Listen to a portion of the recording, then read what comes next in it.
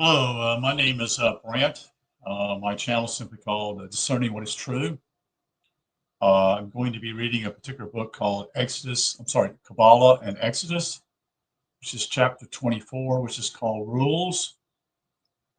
This is a synopsis of chapter 20 to 23 of this particular book. Um, and I've been doing a series on this particular book for the past probably a couple of weeks, if not a little longer. And so we're going to read a part of this, what I call these tend to be what I call short books, short chapters, I should say. Um, what the word Exodus is talking about is dealing with what we call a story. We have a story here with the Israelites uh, who actually are hungry long ago. This is again a story that they were looking for food, and so Joseph was the one who went to Egypt to buy food.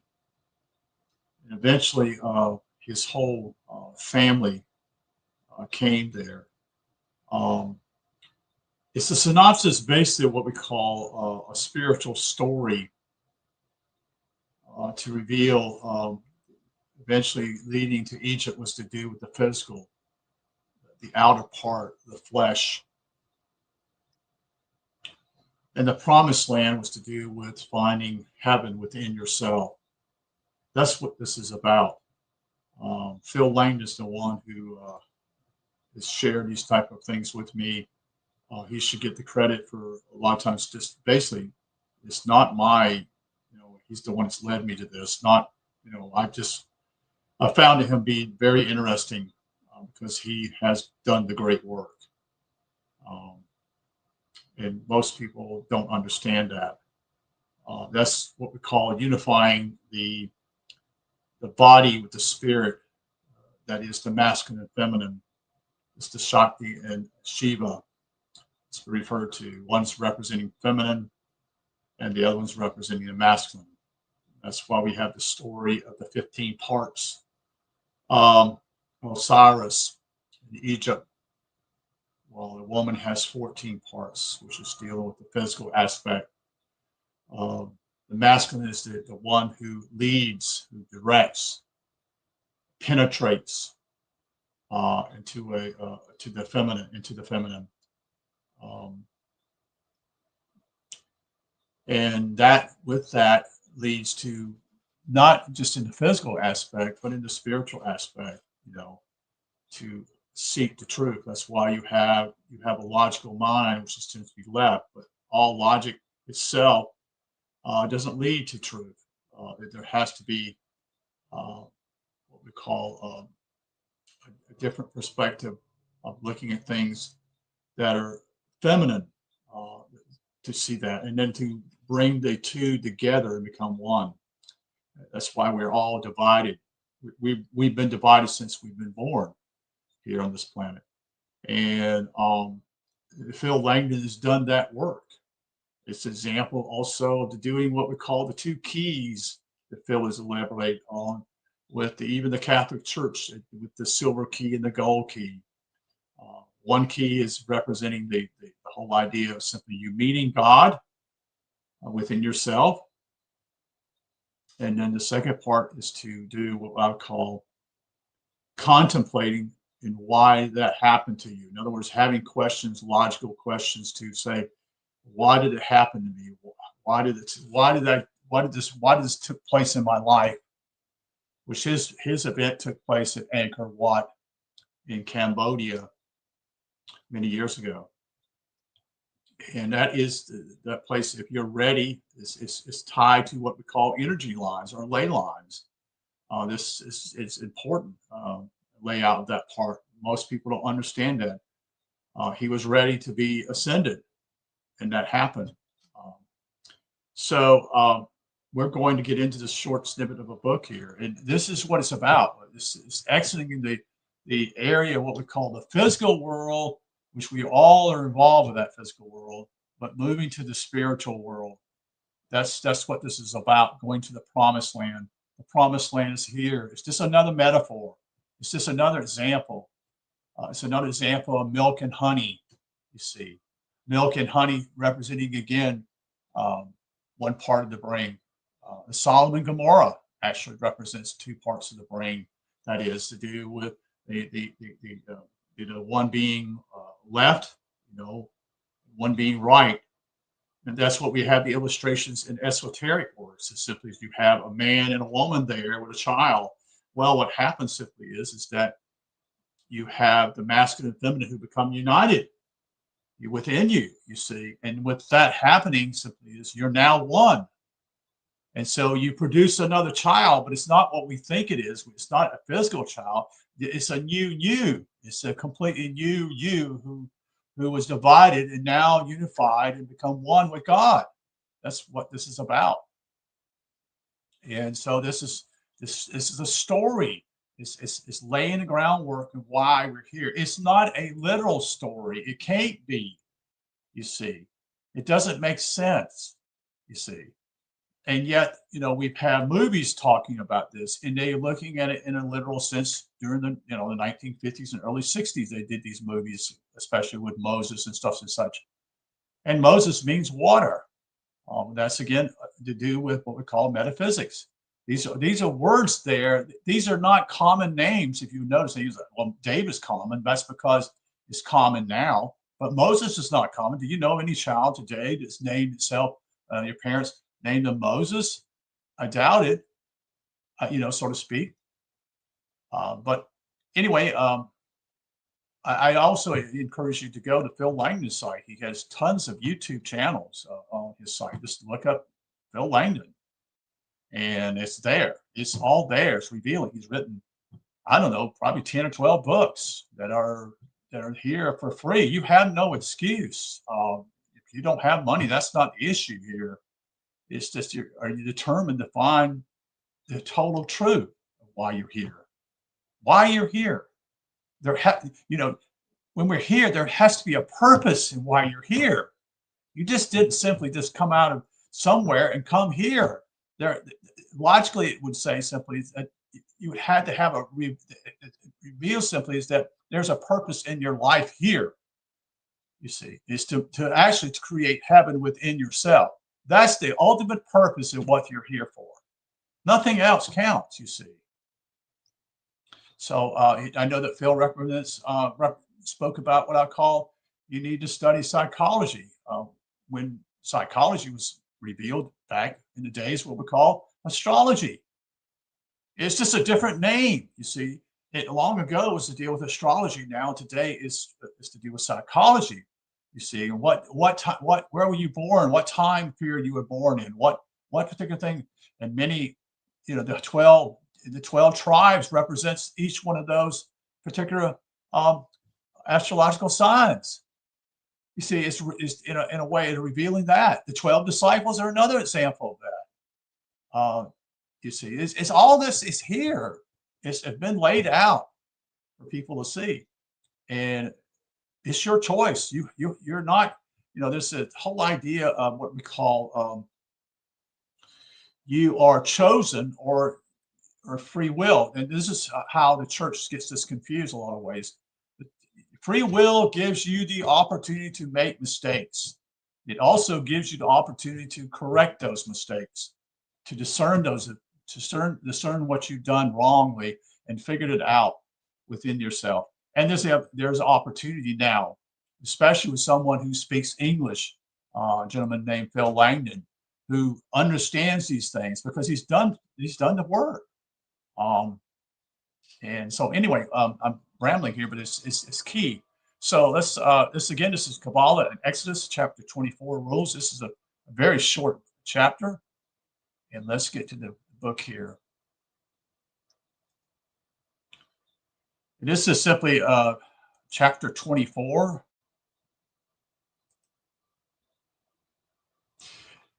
So follow along.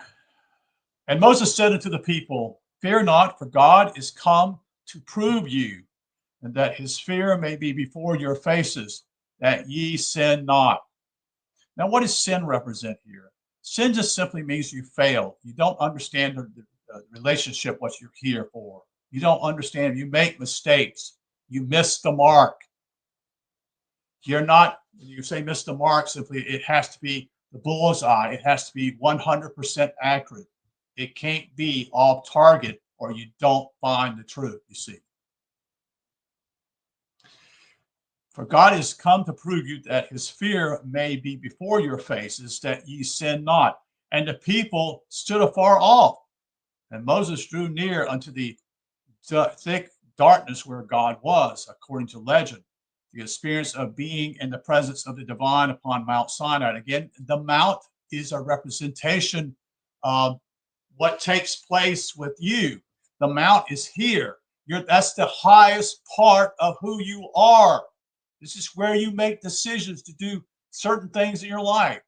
If you want to be a painter for the rest of your life, or if you want to be a contractor or something of that nature, these are the choices you choose. That's free will. God gives you that free will to do these things.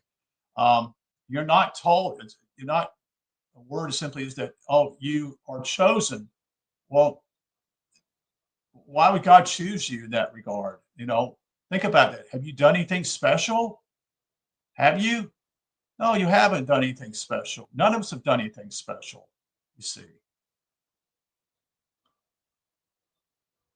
And so they also, when they stood far off, meaning here in a way simply is what he's revealing simply is that they're not close to the spiritual thing. They don't understand it yet. They're still in the physical makeup of who they are. They haven't transcended. They haven't seen. That's what this whole thing about the mountain. That's why we have different stories in the Bible dealing with what we call the mountains. The mountains allow you, when you get up on a mountain, you get up to a particular mountain, you're able to see everything below you. And you can see that simply things that seem so large when you were there are so small because simply they're not important. What's important is where you are at that vantage point and seeing what's around you.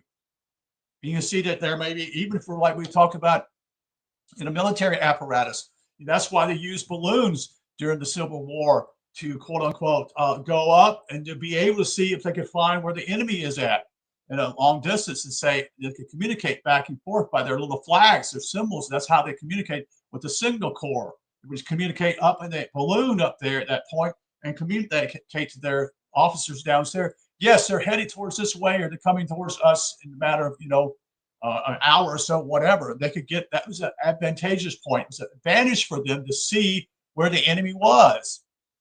But it's also an advantage of seeing how far you come, you see. And so when they say they draw back, simply is the distance from the heights because they're not ready. You see, they're not up. They are not able to get there because they haven't done even some of the simpler things in their walk. They haven't actually pursued deeper things.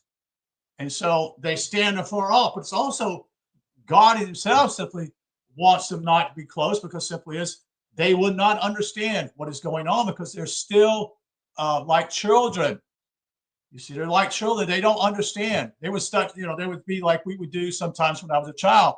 I touch the oven stovetop and realized I burned my hand and I draw back and I'm in pain, so to speak. That's the same type of thinking here, you see, because simply is they're not ready yet. They haven't done any digging. They haven't dig deep within themselves and find out what they're about here. Why are we here for? There has to be a purpose of why we're here. It's just like just sort of landed on the spot. No, it's like, for example, like how do we do things like in space? We send a spacecraft, so to speak, and go out or go out to quote unquote like these what is it called? These satellites, not satellites. What's it called? They have a camera on them now. They're able now what's called the Webb telescope, so you can see the vast array of the universe. I don't know if you've seen this. It's enormously beautiful what they show. It blows your mind. It's because it's a vantage point. It's a way of seeing you getting closer to this, to the what I would call realization of what it's like out there when you can't see anywhere, even sometimes you can't even see the stars, you see.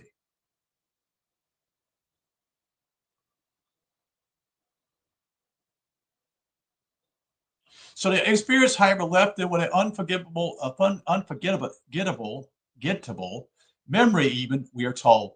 The major ignorant of their number, having perceived a vision that many later saints were never to attain during life, seen at the personal level. Here are the lesser parts of the psyche retiring from a deep mystical experience into a lower state of consciousness, while Moses remains in touch with the divine at the place of the self. The self is here. You see, this is where you make decisions. You're on the throne here in your own head. This is where you make decisions about your life. If you're going to get married and who you're going to marry, some say. And if you get married, are you going to have so many children, so to speak? These are decisions you make because this is where the seat is. It's at the top. It's in your mind. You make those decisions where the lower three worlds meet.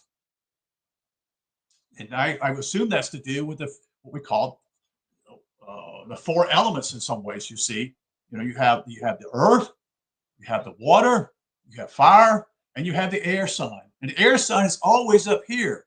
And you'll notice simply the scriptures also speaks about angels, such and such. Well, angels are in the air sign. They're up in the air. You see, they come far away. Fourth Lord says that the Israelites were told they could return to their tents, re-enter into conjugal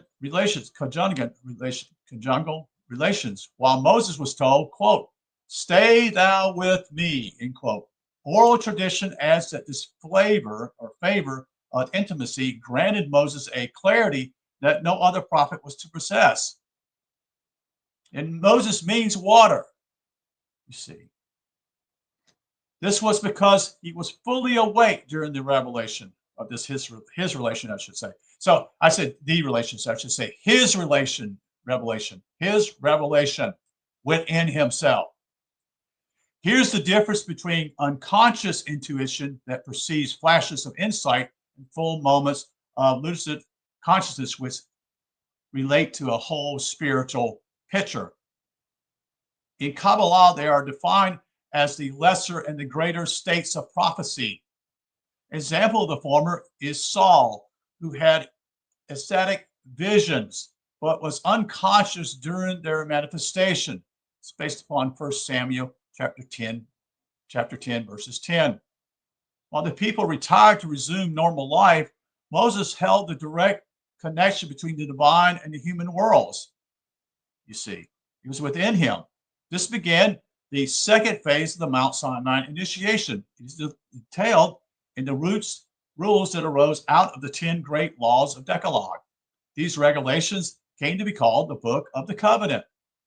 The Book of the Covenant is prefaced in biblical legend by Moses, saying that from this time on, the Israelites were no longer ignorant. Of course, once you give someone the rules of a game, think about this. This is a very simple game. Just go out here, a board game, and you give the rules to them, what the laws are, such and such. Now you become responsible. You're no longer in a dark world, so to speak. You're now being revelated to you. Revelating meaning simply revealing to you. You're being revealed something to you. Now you don't have any excuses because simply you've been told the truth. You see what I'm saying? You've been given the rules, so to say. The significance of this was to have a profound effect upon the checkered history of Israel, and that its periodical acceptance and rejection of divine law have shown the rest of humanity that while spiritual knowledge means privilege, it also means responsibility. Of course, when you grow up, when you talk about growing up also means spiritual. It also means mental. You're now responsible. You're not like, you don't have your mommy and daddy right beside you telling you what you need to do and what you don't. So you grow up. You make decisions. Those decisions are good decisions or bad decisions. You grow up from the bad ones. And most of the time, simply the ones you're good, you happen to get one right, or so to speak. But eventually you may be wrong later on, you see. So it goes on and says it was to demonstrate this principle that Israel was selected to be held in the world's eye, in order that there should be no misunderstanding of the Ten Commandments when applied to everyday life. The Book of the Covenant was set out a series of examples of correct conduct. To the entrained eye, the text from Exodus 21 to Exodus 22:19 seems to be no more than an exercise in legislation. It is not. What is being shown is the application of the divine principles of justice and mercy.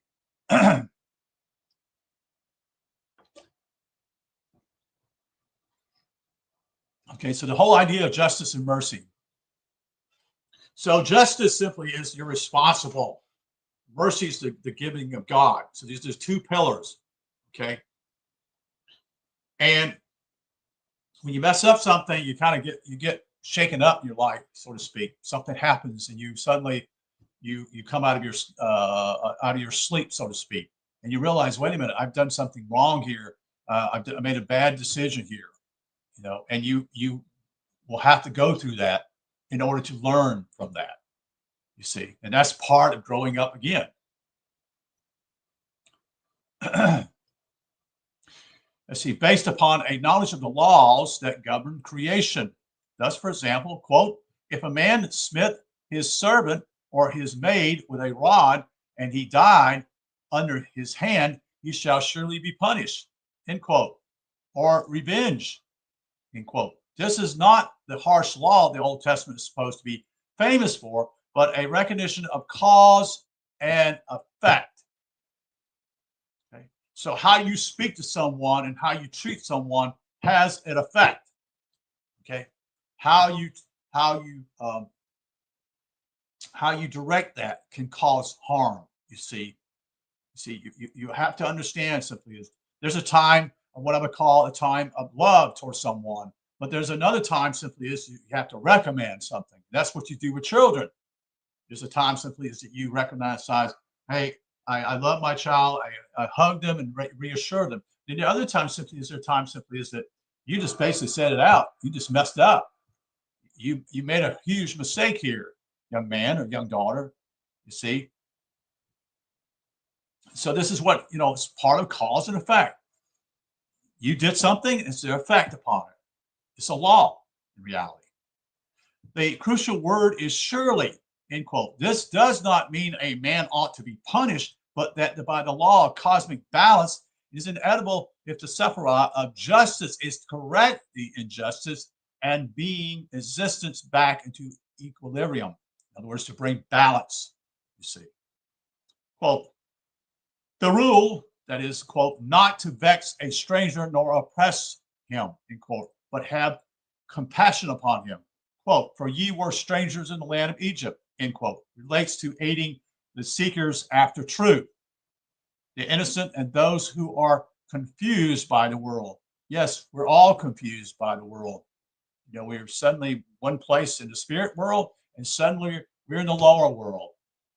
When we are in a physical manifestation, we think about when we're in the spirit world. I can love anybody. I know I can. That's in the spirit world. But when you come here on this planet, you deal with a different situation.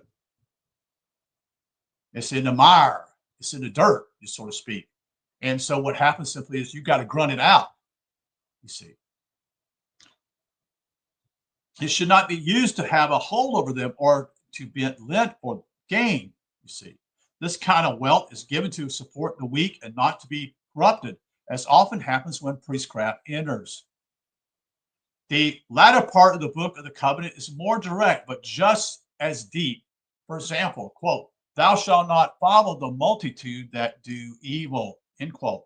This means do not place oneself under the laws that govern large masses, which are forever subject to the ebb and flow of fashion. In other words, the ebb and flow, what's popular one day may not be popular a year later, you see. It is what we call mindless entertainment.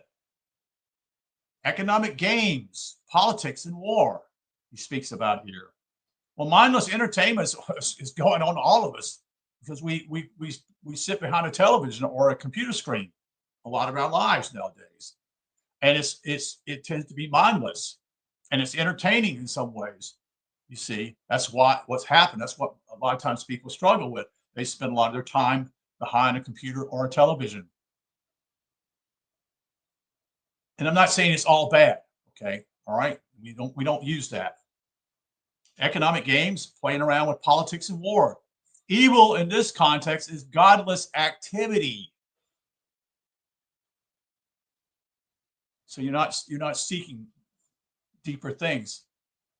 And that doesn't mean going to church neither, you see. And the church is not revealing truth, folks, anymore. Well, it has never taught the truth. It's giving you some kind of ideas, but it's not. You know, the sacred geometry in churches represent some of that. We know that the temples at Lazor in Egypt represent something much deeper than what even today. That's why we have some buildings that were built, what we call the cathedrals in Europe long ago. It took them 200 years to build some of these buildings because everything was done in a way to make it as best as possible. You see, it was supposed to be an edifice of what we call, in a way, almost in a way, to glorify God in a physical aspect, or what we call a physical apparatus, you see. A later great teacher in the same tradition said the same thing in the words, "Be in the world, but not of it," end quote. Another verse warns against corrupting justice in favor of a person who is poor, but wrong. The truth must come first. This is a warning, you see, on the weakness of excessive hesed, H-E-S-E-D, or mercy. You see, it can't be the two extremes here. You see, you can be what we call very loving, merciful, such and such. But if you don't have what I call, you stand out the rules and say, no, this is the truth. The truth comes first, more than anything else, because simply it's right. Okay. It doesn't mean you, or it's not. What's the word I want to say? It's not like a sword, so to speak, like that. But it is in a way like a sword, you see, because it's direct. You see, because it stands out. And mercy is the other way. In other words, what we call forgiveness. Okay, this is your first time, or whatever time, how many times such and such with the equaling with the not being balanced in your life, so to speak. This is why you're such and such. That's why you want to be in the middle. When you're out on the streams, you're going to be this way. So another verse says one is adverse or advised to rest not only on oneself on the Sabbath, but one's servants and animals, for all created things must have a period of recreation. This is a profound appreciation of cosmic principles as applied to life. In the closing verse of the Bible, instructions is given upon religious pilgrimages. These are 3 periods set aside every year for journeys of the spirit. Outwardly, these national celebrations are related to the seasons, so that a cosmic aspect comes into these periods of spiritual reflection. On the individual level, it is the daily practice of ritual prayer and contemplation at dawn, at noon, and evening. Well, that tells me what Phil talks about simply is the day. The whole idea of the sun rising, getting to this highest point in the mid part, what we call noon, and then eventually going back. It also symbolizes your life, as Phil would share. This means simply is that when you rise to such and such in the morning, you're as a babe, knowing nothing. And the mid part of your life, you should have some type of wisdom already in your life, understanding why you're here, your purpose. That's what you're here for. You need to get all these, what we call understandings around you and grab them closely and understand them things, understand the spiritual walk, so to speak.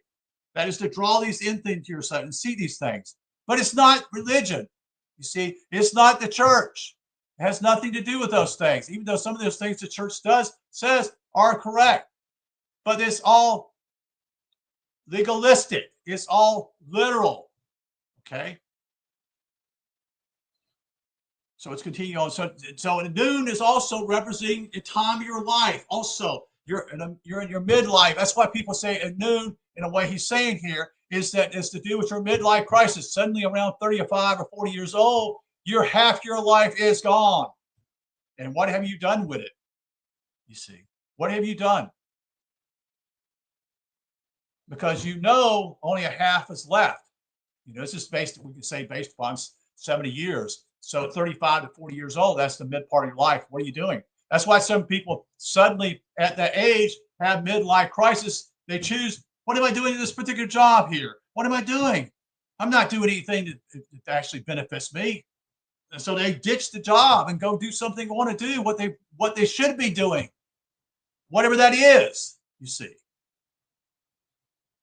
These times of meditation being the individual and the universe into relationship and remind one of the source of existence. Of course it does. What do you think you get life from?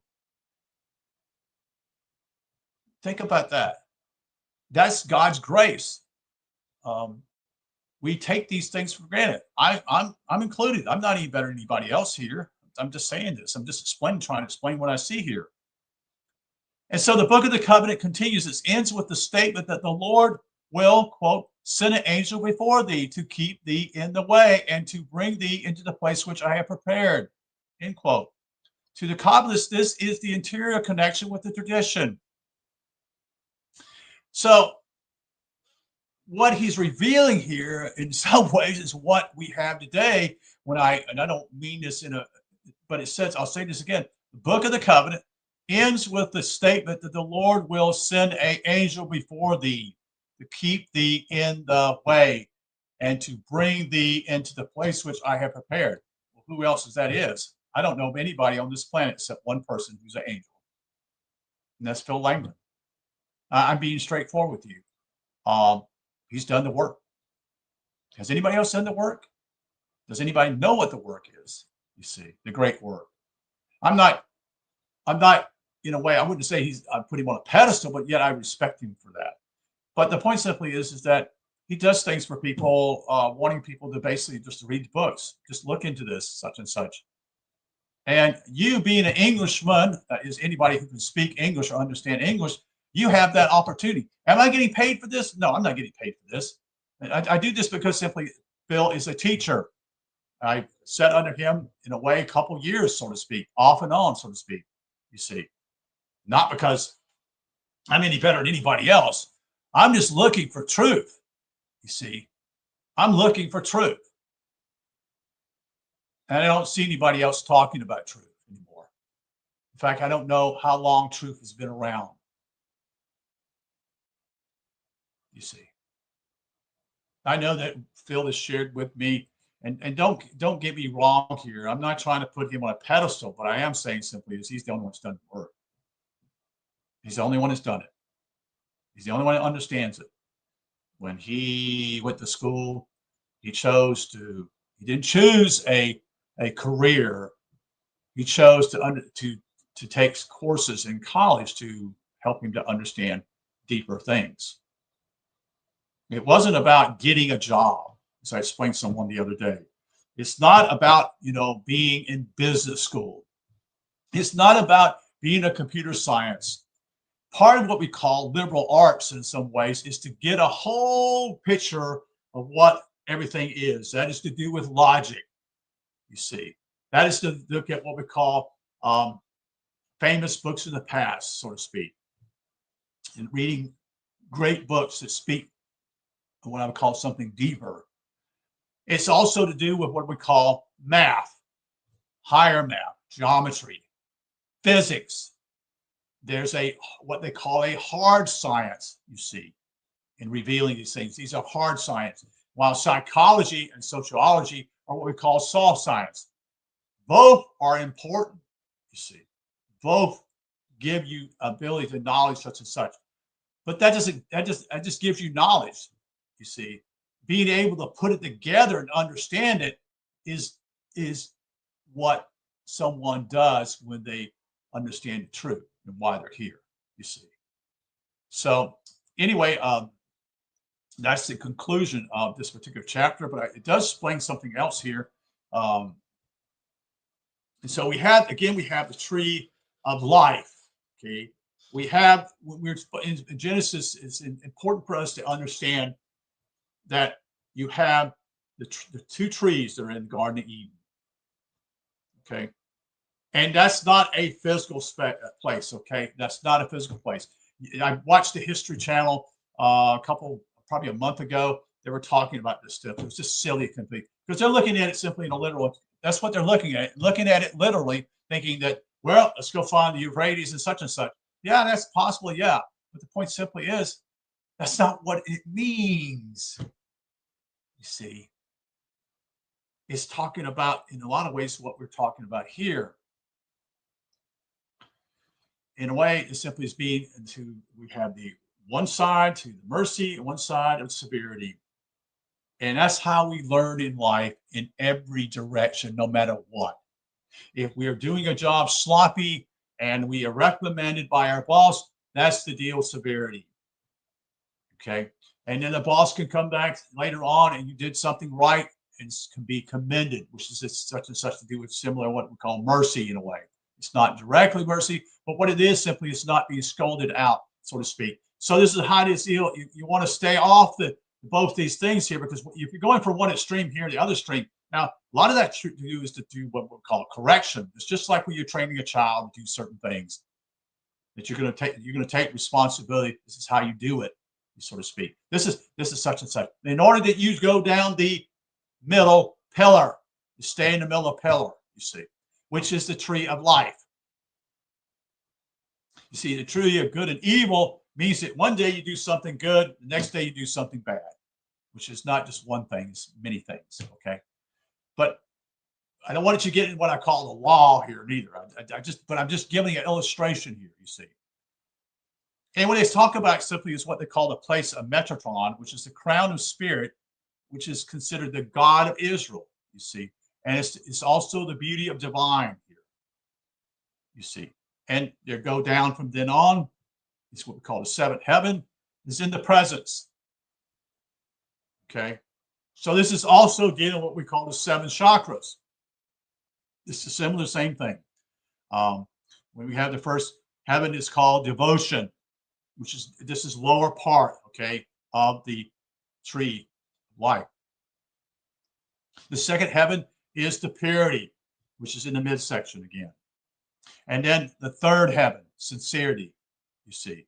And then the fourth is back to what we call the middle part, which is heaven with God. The fifth is to do with holiness, you see. But holiness is not going to church, okay? Let's get this out of the way here, okay? The church is not about holiness, all right? Let's get away from that whole last 2,000 years of what we've been taught, because this comes from what we're talking about simply is Kabbalah, or it's also was taught by the mystery schools. And there was, this is right, men would take a 7-year, basically 7 years of their life going to a mystery school until they were destroyed by the church. That's right, the church destroyed them. The church did all kinds of things to destroy this knowledge, and a lot of it went underground too, if you follow what I'm saying. So this is again the ladder of Mount Sinai. It's just another illustration with their camp at the foundation of the ego. Ego is a necessity, but it's also can lead you off on all kinds of tangents. Okay, you see what I'm saying? The Israelites ascend to the foot of Holy Mountain. That's the bottom. Here, where the three lower worlds meet, they stay below the barriers while the elders, see, that's representing that whole idea of that part, see, because they're not able to go any further. Okay, they're not yet ready. You see, this is what this is speaking of. You see, and this again is to do with the seven. And it's also we go to Revelations and deal with the seven churches. Think about that. I have this against you, so and so, but I see this you do such and such right, but I have this against you. You see, it's showing this again, showing the mercy of one side, severity on one side and mercy, but it's not good enough. You see, I don't know if you read that, but that's what is taking place in a way. It's showing you simply as the one that. So you want balance. I don't know where I was at here. Here, where the lower worlds meet, they stay below the barriers, while the elders of the psyche up here, elders, what does elders mean? Elders means wise people. It means people who have wisdom. They're up there because guess what? They have done the great work. You see, that's why they're called elders. That's a misnomer in churches. Most people who are elders in churches are older people too. They're considered elders because they're older. They've been around somewhat, but they don't know this type of knowledge here, this wisdom. This is the milk and honey. Okay, this is what you're looking for if you have the persistence of doing that. It's not going to be a one-night stand, you see. They stay below the barrier to the psyche. Moses goes on up because Moses has done the work, you see. At the level of the fourth heaven, the elders wait at the crown of formation while they glimpse through the beauty of creation, the kingdom of illumination, in which Moses goes to commune with the divine. So even the elders have not made it. Only Moses is capable of being able to meet God. And what that means, the mount is something, what we call the mountain of your own head, your air sign. This is your air sign is right here. This is the highest aspect of who you are. This is where your psyche is. This is where you mentally think. This is what allows you to do certain things in calibration when you move your hands and such and such. All these are things done through the nerves, but it's also in the centers up here. All this takes place from the top. This is the highest part of you. If anything gets damaged, you don't want to get hit by head trauma. You will protect your head. That's why people in motor cars or whatever you want to call it, motorcycles or whatever, they cover a helmet. You know why? Because this is the most important part of your body. Signals are sent down to the rest of the body to do certain things as I move my hands here. And it's instantaneous. I don't have to say move here, move there. No, it's instantaneous. And that all comes from up here. There are 12 noetic signs up here too within you. Those are represent the nerves of your body up here in your head. Another illustration of the astrological signs. Also the 12 disciples. All that's there. It's being taught in a way for only those who want to find it. It's not for those who are not ready. It will never be ready. They won't be ready. They don't see it's important. That's fine. That's part of God's grace. That's part of God's mercy. He allows you to continue on. He allows you to die, and then you reincarnate again. Next time you try again. It's not, well, sorry, you messed up. You're not going to make it. Too bad. Out of here. And God's not that way, you see. So anyway, I just thought I'd share this with you guys tonight. This is my conclusion, and I appreciate you being here. I hope this makes some sense to you. Thank you for your attendance. And I didn't realize I talked that long. I get rambling sometimes, like 43 minutes. I felt like 10 minutes. But I appreciate you being here. Again, we're reading from the book Kabbalah and Exodus chapter 24, called The Rules. And we're dealing with what we call the tree of life. Not the tree of good and evil. That's what all of us are. You see, all of us are on the tree of good and evil. Because guess what? We're capable of doing some good things. I'm serious. We can still do good things, but we also do bad things. And so we need to be perfected. And to be perfected means simply is to be on the tree of life, because then the duality is gone and it becomes singularity. You become single-minded. It says that in Scripture. You're single-minded. You're no longer a double You're not a double. You're not roaming all over here place, going such and such. You're single-minded. You have a focus. You see. So thank you for listening. Wish you a good evening, and you take care. We'll talk to you soon.